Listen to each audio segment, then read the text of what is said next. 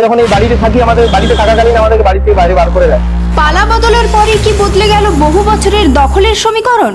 যে বাড়ি নিয়ে দীর্ঘদিন ধরে চলছিল বিতর্ক, সেই বাড়িতে হঠাৎ ফের ঢুকে পড়ল পূর্বের বাসিন্দা পরিবার। কে দিল চাবি? কিভাবে ফের দখলে এলো বাড়ি? আর এই ঘটনাকে ঘিরে কেন নতুন করে শুরু হয়েছে রাজনৈতিক চর্চা? নমস্কার বন্ধুরা, আপনারা দেখছেন voice of Bankura, presented by Belarani group of institute, বাঁকুড়ার অন্যতম বিশ্বস্ত শিক্ষা প্রতিষ্ঠান। বাঁকুড়ার স্কুলডাঙ্গা এখন এই প্রশ্নগুলোকেই ঘিরে সরগরম। বাঁকুড়া শহরের স্কুলডাঙ্গা এলাকায় বহুচর্চিত পুরানো হেলথ পয়েন্টের বাড়ি ঘিরে সামনে এসেছে নতুন মোড়। দীর্ঘদিনের বিতর্ক ও আইনি জটিলতার মাঝে ফের ওই বাড়িতে প্রবেশ করে দখল নিয়েছে পূর্বের বসবাসকারী একটি পরিবার। আজকে মনে হচ্ছে যেন একটা মুক্তি পাওয়া হলো।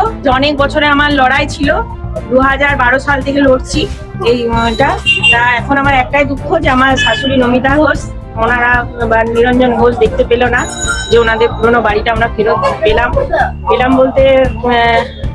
পেলাম বলতে যে আমাদেরকে যে হারে আমাদেরকে শাসিয়ে রেখেছিল, মানে হয়তো কি বলা যায়, দীর্ঘদিন বাড়িতে আসা পুলিশ মানে অনেক আমাদেরকে শাসিয়েছে। কারণ হচ্ছে আমরা যখন এই বাড়িতে থাকি, আমাদের বাড়িতে থাকাকালীন আমাদেরকে বাড়ি থেকে বাইরে বার করে দেয়।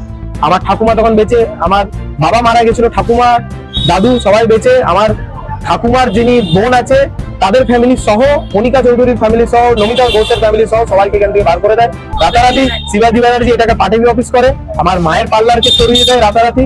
এখান থেকে আমাদেরকে আউটরেজ করে, আমাদেরকে করে। আমরা অনেক জায়গায় দরখাস্ত দিতে চেষ্টা করেছিলাম, অভিষেক ব্যানার্জি থেকে শুরু করে যখন যারা ক্ষমতায় আছে, কিন্তু আমাদের কোনো দরখাস্ত সব বিফলে যায়, কোনো কিছু হয়নি।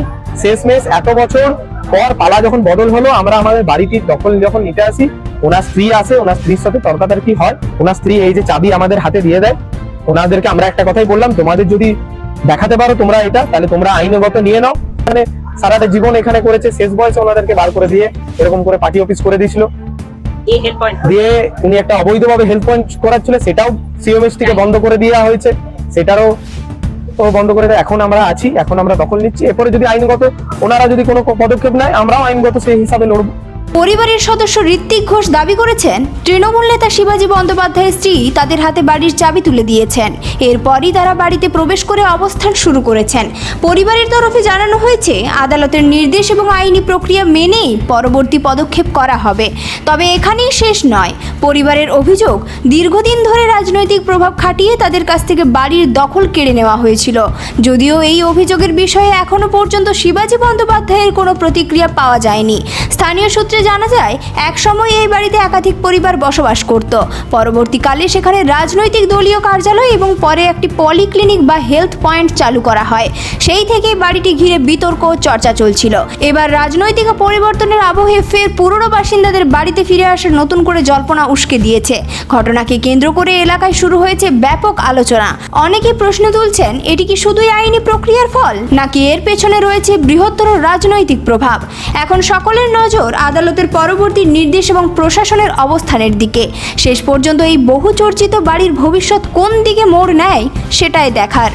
এই ধরনের গুরুত্বপূর্ণ খবর সবার আগে পেতে আমাদের চ্যানেলটি সাবস্ক্রাইব করুন, আর ভিডিওটি শেয়ার করতে ভুলবেন না।